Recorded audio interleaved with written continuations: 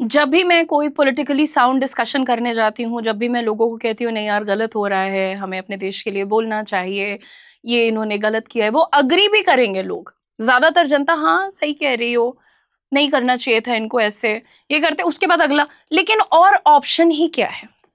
ये एक इतना दर्दनाक स्टेटमेंट हो चुका है ना हमारे लिए, और ऑप्शन ही क्या है? लिसन, अगर कोई ये कह रहा है कि I don't think the current education minister is doing a good job, तो या फिर वो ऐसा कह रहा है कि I disagree with the prime minister on this issue, या फिर वो ऐसा कह रहा है कि I think the finance minister has handled this poorly, क्या ये कहना ठीक है कि ऑप्शन ही क्या है? और कौन है? अगर ये नहीं तो और कौन? या कुछ ऐसा बोल देंगे कोई और भी तो अच्छा नहीं है। Really just think about this for just 1 minute. Imagine your doctor keeps making mistakes, है ना? आप हर बार जाते हो डॉक्टर के पास, वो आपको डेंगू की जगह मलेरिया का, मलेरिया की जगह डायरिया का दवाई देता जा रहा है। या फिर ऐसा सोचो कि आपका कोई पायलट है, जो आप जहाज लेते हो ना कहीं जाने के लिए, तो वो बार बार गलत जगह पर लैंड कर रहा है या डेंजरसली प्लेन को लैंड कर रहा है, क्या बोलोगे? चलो और ऑप्शन भी तो नहीं है। अपने बच्चे की स्कूल प्रिंसिपल के बारे में ही सोच लीजिए, अगर वो बार बार बच्चे को फेल करती जा रही गलत तरीके से, आप क्या बोलोगे? क्या करें? ऑप्शन ही नहीं है। सब कुछ हटा दो, आप कभी पिज्जा खाने जाओगे और वहां पर पिज्जा खराब बनेगा, एक बार दो बार, आप तीसरी बार वहां जाओगे? नहीं। आप क्या करोगे? यू वुड डिमांड बेटर, आप बेहतर की डिमांड रखोगे, मन मसोस के बैठ नहीं जाओगे कि और ऑप्शन ही क्या है। Because when something affects your life, you don't settle for excuses. You don't make excuses, man.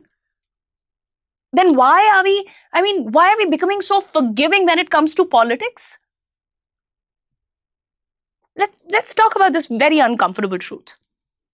ये कहते हैं ना, that one sentence की option ही क्या है? It's one of the biggest reasons accountability is dying in democracy. Democracy was never designed to worship your leaders. It was designed to evaluate them. संविधान ने कभी नहीं कहा कि सुनो परमानेंट सपोर्टर बन जाना एक जने का।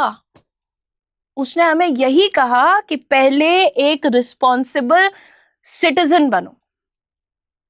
हमारी जिम्मेदारी ये नहीं है कि हम इन्होंने क्या निर्णय लिया उसको जस्टिफाई करते रहें बैठ के। हमारा काम ये है कि हम सवाल पूछें कि भाई ये अपनी कॉन्स्टिट्यूशनल रिस्पॉन्सिबिलिटीज फुलफिल कर रहे हैं कि नहीं, क्या ये ईमानदारी से काम कर रहे हैं? हमारे यहाँ तो भाई कहीं कुछ गलत होता है तो 200 रुपए का नोट, 500 रुपए का नोट, 1000 रुपए का नोट, 20,000 की घूस, 5 करोड़ की घूस लिए तैयार रहती है दुनिया। और ये वही लोग हैं जो कभी बोलना नहीं चाहते। क्यों? क्योंकि इनके घर पे परेशानी नहीं आ रही है ना, ये तो खरीद लेंगे। क्या ये इस तरीके का व्यवहार किसी भी सिटीजन के राइट्स को प्रोटेक्ट कर रहा है? Is it solving any problems? If the government is doing all of these things, then support it. But if it's not, then please question it. It is very simple. The people, वो लोग मतलब जो कहते हैं कि option ही क्या है, they are not generally defending good governance. They are defending their comfort. Because asking difficult questions, that would require them to have some guts. It would require efforts. Facts पढ़ के बात करना, ये सब असंभव सी चीजें लगती हैं। Changing your opinion requires humility, right? But नहीं, अब कैसे? अब तो यार हमने 10 साल से सपोर्ट किया है, अब कहाँ हम अब अगर कह देंगे कि मोदी जी पसंद नहीं है तो कहीं ये लोग हमको पागल ना समझे। सब कुछ इजी हो जाता है जब एक लाइन आती, अरे सब ऐसे 70 साल तो कांग्रेस ने खाया, अब थोड़ा बहुत ये भी खा लें। किसके बाप का खा रहे हैं ब्रो? ये देश हम सब का है, ठीक है? एक बार सोच के देखो क्या मैसेज जाता है। इतनी हिम्मत कहां से आती है कि हमारे मिनिस्ट्री ऑफ एक्सटर्नल अफेयर्स के सेक्रेटरी लोग जो होते हैं वो बाहर बैठ के कहते हैं India is a rural electorate. So what? We are rural, so what? We are rural so you are going to exploit us. We are rural so you're not going to do a press conference. We are rural so you're going to lie to us. We are rural so you're going to make sure that we never get the benefit of anything. सिर्फ तब याद आती है आपको 10,000 रुपए 5,000 खाते में भेजने की जब इलेक्शन आने वाला होता है। लिख के ले लो, 27 में इलेक्शन है ना यूपी का, फिर सबके खातों में पैसा आ जाएगा और सब फिर बिकेंगे। इन चीजों के अगेंस्ट तो कोई बात ही नहीं करता। अभी अगर यही खरीद फरोख्त इस पार्टी के अलावा कोई और करने लगे तो सब विलेन हो जाएंगे, लेकिन फिर वही लोग जब अपनी पार्टी छोड़कर बीजेपी में आ जाएंगे तो सब संत महात्मा हो जाएंगे। तुमको बहुत परेशानी थी ना कि आपके लोग खराब हैं, आप पार्टी जो है, टीएमसी के लोग खराब हैं, कांग्रेस के लोग खराब हैं। जो खराब थे वो सब आज बीजेपी में आ चुके हैं। अब बताओ ऑप्शन ही क्या है बोल के निकल लोगे? ऑप्शन बनाना पड़ता है, मौका देना पड़ता है, लेकिन किसी को मौका दोगे उसको बैठा लोगे खोपड़ी पे कि आइए आपके पैरों धो के पानी पी लें। यही तो फंडे हैं ना लाइफ के, ये नहीं करना होता है। इसीलिए we are a part of democracy. हमको चुनना होता है, अच्छा काम किया वेरी गुड सर, नहीं किया प्लीज लीव, दैट्स ऑल। हमें जिम्मेदार होना पड़ता है उसके लिए। The beauty of democracy is not that it guarantees perfect leaders. The beauty of democracy is that leaders should know that they can be replaced. The possibility is what creates accountability. And accountability is what creates better governance. You don't have to hate a leader to criticize the decision.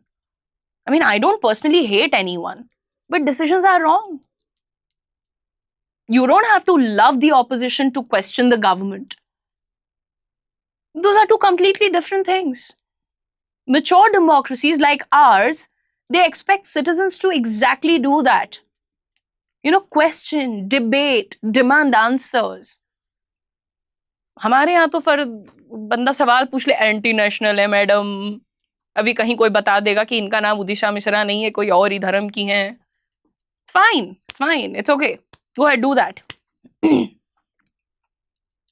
I do this because I'm pro-democracy.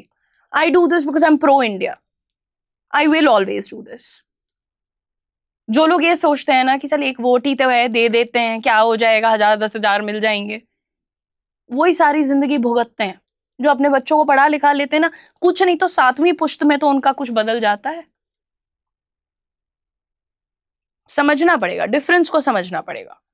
The moment criticism impossible हो जाता है ना, quality of governance खत्म हो जाती है। उस पे फिर कोई उम्मीद नहीं रखनी चाहिए हमें।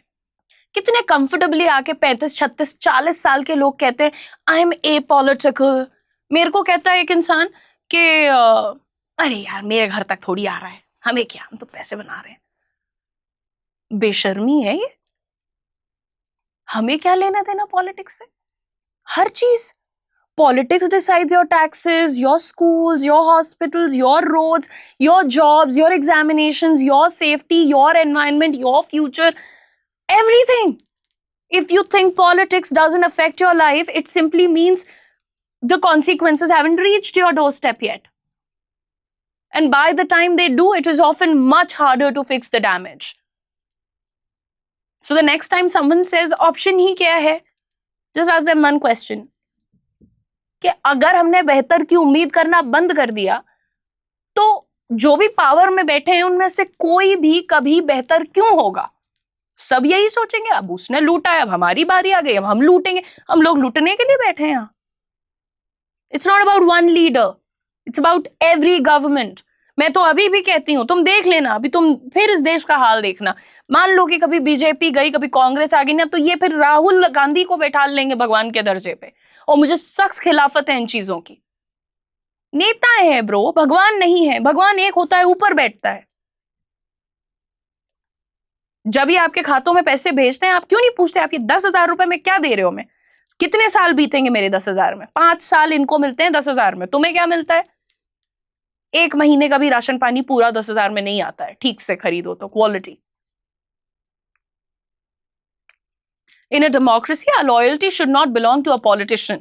It should belong to the constitution. It should belong to good governance. And it should definitely belong to the people of this country. सरकारें आती जाती रहती हैं, पार्टियां गिरती बनती रहती हैं, लीडर्स बदलते हैं, but the responsibility of a citizen, that never changes. आपकी हमारी जिम्मेदारी है दोस्त किसी का परमानेंट सपोर्टर बन के तुम्हें कुछ नहीं मिलेगा। अपने परमानेंट सपोर्टर बनो। तुम्हारा बच्चा इस देश में रह के पढ़ेगा, तुम्हारी बेटी इस देश में रह के सेफ रहेगी, तुम्हारी सेहत का इस देश में इलाज हो रहा है, तुम्हारा खाना पीना हवा पानी सब साफ होना चाहिए। पेड़ पे पेड़ काटे जाएंगे, बच्चों पे बच्चे मारे जाएंगे। देखो, डेमोक्रेसी तुम्हारी जोर की तालियों से नहीं होता। ये जो एनआरआई बाहर बैठ के बोलते हैं ना, तुमको तो बोलने का अधिकार नहीं होना चाहिए। तुमको अगर इतना अच्छा लग रहा है तुम्हारा प्रधानमंत्री, तुम वापस आओ, इस देश में रहो। बाहर की साफ हवा के लिए अपना देश छोड़ देंगे और यहां आके कहानी करेंगे कि मोदी जी के दर्शन हो गए। रिडिकुलस।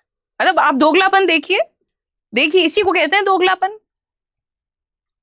खैर, ये सारी बातें मैं इसीलिए कहती हूं कि बहुत बच्चे हैं जो आजकल नया दिमाग उनका खुल रहा है, अभी वो बड़े हो रहे हैं, वो पूछते हैं कि मैम मुझे बताइए कि जब कोई मुझसे इस तरीके की बातें करे तो मैं क्या बोलूं। तुम ये बोलो कि मेरा अधिकार है कि मेरा देश सेफ रहे, सुरक्षित रहे, ईमान। हमारे यहाँ अभी तुम अगर किसी को ये बोल दो कि करप्शन खत्म कर देते हैं, अरे चलो पहली लाल बत्ती टूटेगी, सर ले लीजिए, सर देख लीजिए, सर 200 ले लीजिए, सर ये तो करते हैं, ये तो इतनी सी है इनकी।